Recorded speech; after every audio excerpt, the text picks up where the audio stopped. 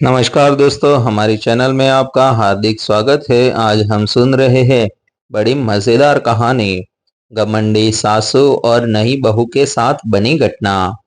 मध्य प्रदेश के छोटे से कस्बे सीहोर में एक हवेली थी, मेहरा भवन। आज इस हवेली में खूब सजावट और रौनक थी, क्योंकि घर के बड़े बेटे कृणाल मेहरा की शादी थी। कृणाल शहर भोपाल में पढ़ा लिखा, नौकरी पेशा और बहुत जिम्मेदार लड़का था। गांव और शहर दोनों जगह उसका नाम सम्मान ले सम्मान से लिया जाता था। दुल्हन बनी थी उज्जैन की रहने वाली संस्कारी और सुशील लड़की आन्या त्रिवेदी। आन्या का परिवार बहुत अमीर नहीं था, लेकिन उसके संस्कार और सरल स्वभाव ने कृणाल के माता पिता का मन जीत लिया था। शाम ढलते ही बैंड बाजे और ढोल नगाड़ों की आवाज से पूरा मोहल्ला गूंज उठा। कृणाल घोड़ी पर सवार था और उसके दोस्त रिश्तेदार नाचते गाते बारात में आगे बढ़ रहे थे। हर कोई बार बार दूल्हे की तरफ देख रहा था। आन्या अपनी सहेलियों के संग छत से झांक रही थी। उसके दिल की धड़कनें तेज थी। आज से मेरा जीवन बदल जाएगा। क्या मैं इस नए परिवार के साथ तालमेल बिठा पाऊंगी? यह सोचकर उसके मन में उत्साह और घबराहट दोनों थे। जब मंच पर दूल्हा दुल्हन आमने सामने आए, तो सारा माहौल तालियों और हंसी से गूंज उठा। जयमाल की रस्म से कृणाल के दोस्तों ने खूब मजाक किया। कभी उन्हें ऊपर उठा लिया, तो कभी आन्या की सहेलियों ने उसे संभाल कर हार पहनाने की कोशिश की। सभी ने मिलकर इस पल को हंसी ठिठोली से यादगार बना दिया। फेरों के समय पंडित जी ने मंत्रोच्चार किया। 7 फेरे लेते हुए कृणाल और आन्या दोनों के दिल में एक ही भावना थी। अब हम जीवन भर एक दूसरे का साथ निभाएंगे, चाहे सुख हो या दुख। रात देर तक शादी की रस्में चली और अंत में आया सबसे भावुक क्षण, विदाई। आन्या अपनी माँ से लिपटकर रो पड़ी। अपनी आंखों से आंसू बहते देख माँ भी खुद को रोक न सकी। माँ ने बेटी के सिर पर हाथ फेरते हुए कहा, बेटी, अब तू अपने नए घर में जा रही है। सबको अपना मानना, सबका सम्मान करना, यही हमारी शिक्षा है। कृणाल ने यह दृश्य देखा तो उसका दिल पसीज गया। उसने मन ही मन प्रण लिया, मैं आन्या को कभी अकेला महसूस नहीं होने दूंगा। उसके आंसुओं को अपनी ताकत से मुस्कान में बदल दूंगा। विदाई के आंसुओं के बाद जब आन्या अपनी ससुराल मेहरा भवन पहुंची, तो पूरे घर में जैसे उत्सव का माहौल था। दरवाजे पर आरती की थाली लिए कृणाल की भाभी खड़ी थी। उन्होंने मुस्कुराकर दुल्हन का स्वागत किया, थाली घुमाई और परंपरागत रस्म पूरी की। आन्या ने दहलीज पर पैर रखते हुए चावल का कलश गिराया और अंदर प्रवेश किया। गृह लक्ष्मी के रूप में नई दुल्हन को घर में आते देखकर घर की औरतों ने मंगल गीत गाए। आओ री नई बहू, सुख समृद्धि लाओ रे। आन्या थोड़ी घबराई हुई थी, लेकिन सभी ने उसे अपनापन देकर सहज कर दिया। सासू माँ ने उसके हाथ पकड़कर कहा, बिटिया, यह अब तेरा अपना घर है, तू इसे हमेशा अपना ही मानना। आन्या ने झुककर आशीर्वाद लिया। उसके मन में एक ही संकल्प था, मुझे इस घर को अपना समझकर सबका दिल जीतना है। दिन भर रिश्तेदारों की भीड़ लगी रही। कोई नाम पूछता, कोई मजाक करता, कोई उपहार देता। आन्या सबको नम्रता और मुस्कान के साथ जवाब देती रही।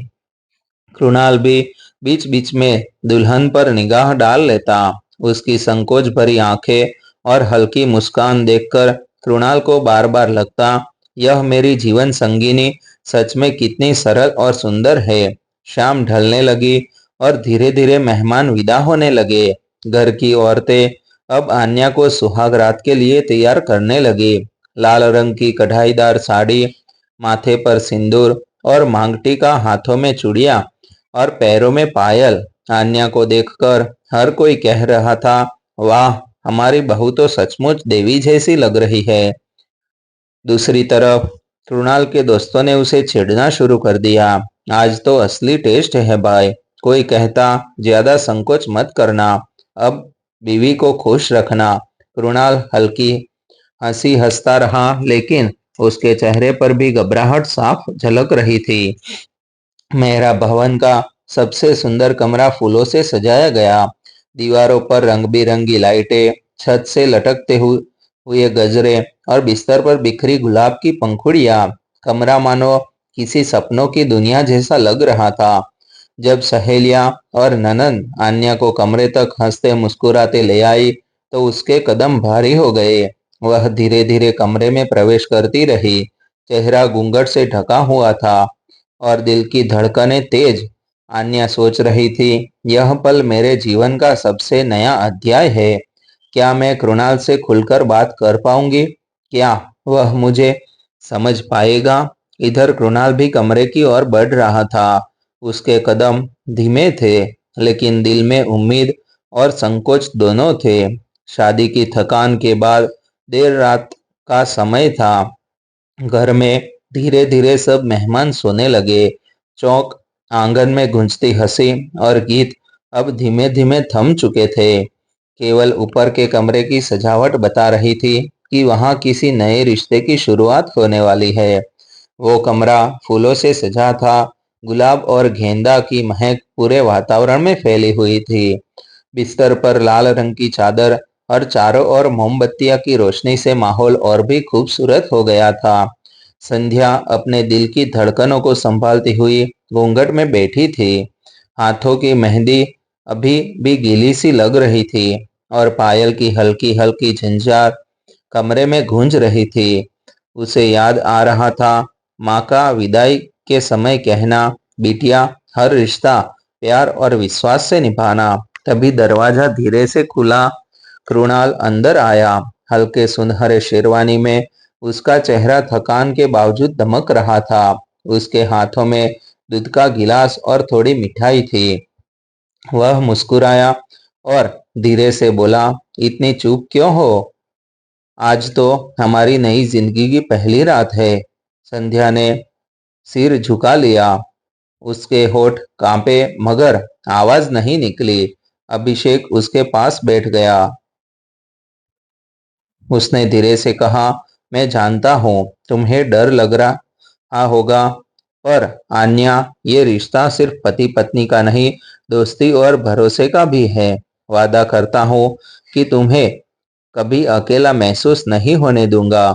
आन्या ने कांपती आवाज में पूछा, क्या सच में आप हमेशा मेरे साथ रहेंगे? कृणाल ने मुस्कुराकर उसका हाथ पकड़ लिया। सिर्फ हाथ नहीं, हर खुशी, हर दुख, हर सफर में तुम्हारा हम सफर बनकर। आन्या की आंखों में आंसू भर आए। उसने धीरे से घूंघट उठाया और पहली बार कृणाल कृणाल की आंखों में सीधे देखा। उन आंखों में उसे अपनापन और विश्वास नजर आया। उस रात दोनों ने देर तक बातें की। बचपन, पढ़ाई, सपने, उम्मीदें और भविष्य की योजनाएं। ये बातें सिर्फ बातचीत नहीं थी, बल्कि दो अजनबियों के बीच नए रिश्ते की नींव रख रही थी। बाहर रात गहरी हो चुकी थी। हवाओं में ठंडक थी, मगर कमरे के भीतर दो दिलों की गर्माहट से एक नया सवेरा जन्म ले रहा था। सुबह की पहली किरण जैसे ही खिड़की से भीतर आई, अन्या की आंखें खुली। सामने दीवार पर टंगी तस्वीरों और फूलों से सजे कमरे को देखकर उसे तुरंत याद आया कि अब वो अपने मायके में नहीं, बल्कि नए घर में है। एक पल के लिए मन भारी हुआ, लेकिन पास सोते कृणाल को देखकर उसे सुकून भी मिला। कुछ देर बाद आंगन में शंख और घंटियों की आवाज गूंजी। सास लीला देवी ने आवाज लगाई, अन्या, जल्दी से नीचे आ जाओ। आज तो पहली सुबह है तेरी इस घर में।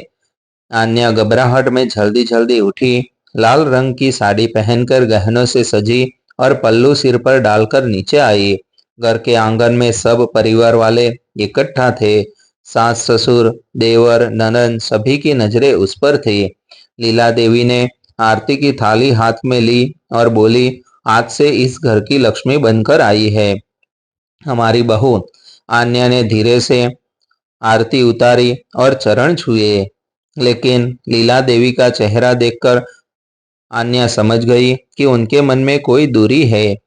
मुस्कान तो थी मगर आंखों में अपनापन नहीं। उसके बाद नाश्ते की रस्म हुई। आन्या ने पहली बार रसोई में कदम रखा।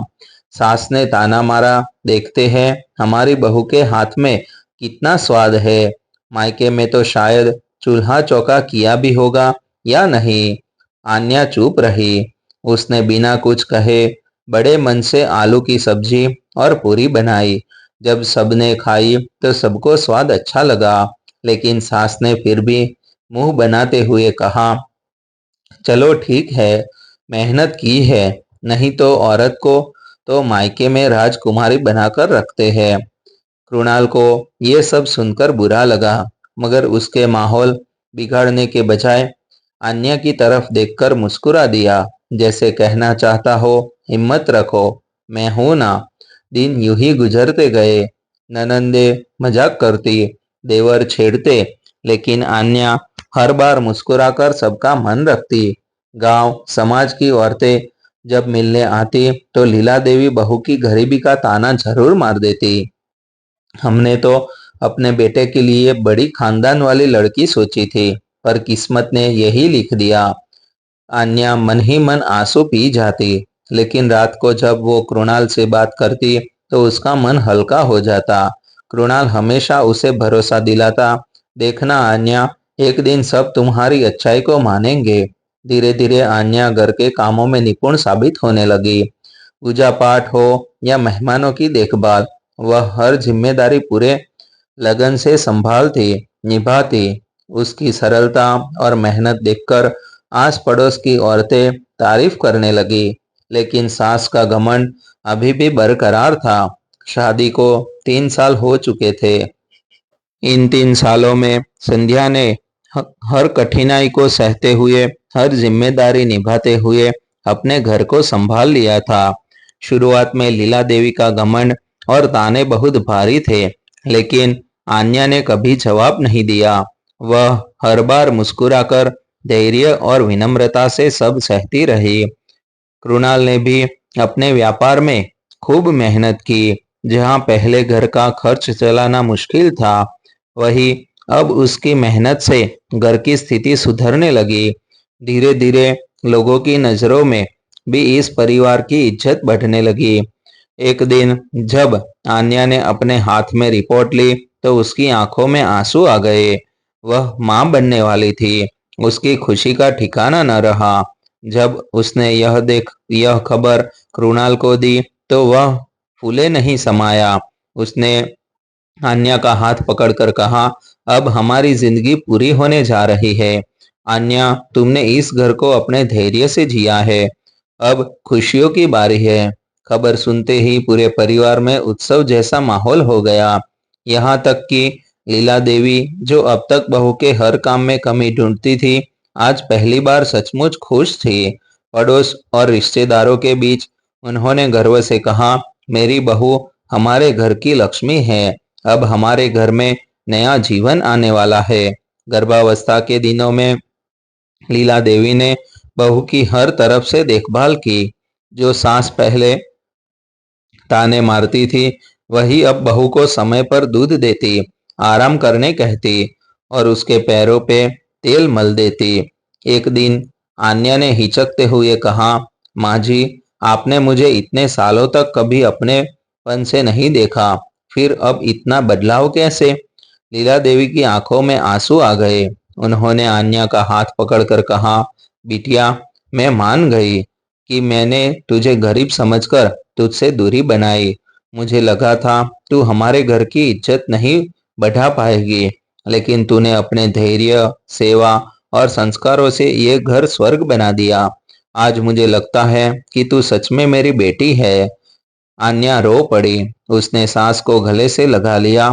9 महीने बाद घर में किलकारी गूंजी। आन्या ने एक सुंदर स्वस्थ बच्चे को जन्म दिया। कृणाल ने जब पहली बार अपने बेटे को गोद में लिया तो उसकी आंखें चमक उठी। पूरा घर खुशियों से भर गया। लीला देवी ने पोते को गोद में लिया और आन्या से कहा, आज से तू मेरे लिए सिर्फ बहू नहीं, मेरी बेटी है। तूने मुझे नानी बना दिया। अब मैं तुझ पर कभी ताना नहीं मारूंगी। दिन, महीने और साल गुजरते गए। आन्या और कृणाल अपने बच्चे के साथ एक नई जिंदगी में रम गए। लीला देवी का घमंड अब पूरी तरह टूट चुका था। उन्होंने अपने अनुभव से यह सीखा कि गरीबी रिश्तों में कमी नहीं लाती, बल्कि संस्कार और सहनशीलता से घर की असली पहचान बनती है। अभिषेक ने जब एक दिन सबके सामने कहा, अगर मेरी आन्या जैसी पत्नी हर घर में हो तो हर घर स्वर्ग बन जाएगा, तो लीला देवी ने गर्व से बहू की और देखा और उसके माथे को चूम लिया। घमंड हर रिश्ते को कमजोर कर देता है, लेकिन धैर्य, संस्कार और सहनशीलता सबसे बड़ी ताकत है। आन्या ने यह साबित कर दिया कि अमीरी नहीं, बल्कि इंसानियत और प्यार ही असली दौलत है।